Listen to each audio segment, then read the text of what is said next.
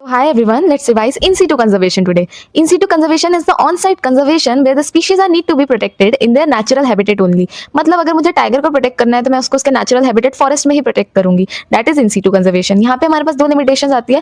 That first of all it's costly because हमें natural habitat में इसे प्रोटेक्ट करना है, एंड सेकंडली कई बार ये अनरियलिस्टिक भी होता है क्योंकि स्पीशीज जिनको प्रोटेक्शन की जरूरत होती है वो तो ज्यादा होती है, बट कंजर्वेशन रिसोर्सेज अवेलेबल जो होते हैं वो लिमिटेड होते हैं. इसमें हमें टोटल 5 चीजें पढ़नी है.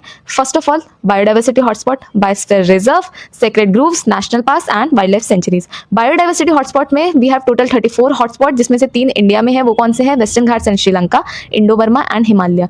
Total 34 hotspot cover less than 2% area of the earth's land and they reduce the mass extinction by almost 30%. अब जो फैक्टर्स इन पर डिपेंड करेगा कि हॉटस्पॉट एरिया होना चाहिए या नहीं होना चाहिए वो कौन से है. Degree of endemism of the species should be high and species richness should be high and threat to the species present in that area should be high.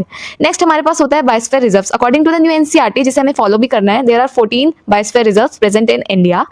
इसमें हमारे पास 3 रीजन्स होते हैं. सबसे अंदर वाला region is the core area जिसमें no human activities allowed and it is the maximum protected area. उसके बाहर होता है बफर रीजन जहाँ पे रिसर्च एंड स्टडी पर्पसेस से एक्टिविटीज अलाउड होती है, एंड सबसे बाहर वाला होता है ट्रांजिशन जोन जहाँ पे मैक्सिमम ह्यूमन एक्टिविटी आपको देखने को मिलेगी.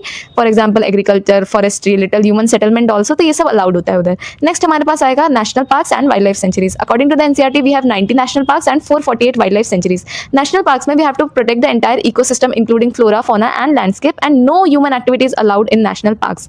Wildlife sanctuaries में the major focus is on conservation of species only and little human activities also allowed. The last is sacred groves जिसमें natural vegetation is protected by the local communities only based on their cultural and spiritual beliefs. इसमें हमारे पास जो examples होते हैं वो कौन से होते हैं? Khasi and Jaintia hills in Meghalaya, Aravalli hills in Rajasthan, Chanda and Bastar regions of Madhya Pradesh, western Ghat regions of Maharashtra, Karnataka and Surguja. इसमें एक इंपॉर्टेंट पॉइंट ये भी आता है that in Meghalaya the sacred groves are the last refugees of the certain rare and threatened plant species. मतलब last refugees का मतलब है last way of protection for the certain rare plant species. Thank you so much for today. Stay tuned for the next part which include ex situ conservation. Please like, share and subscribe to the Padhai Likhai with P Square. Thank you so much.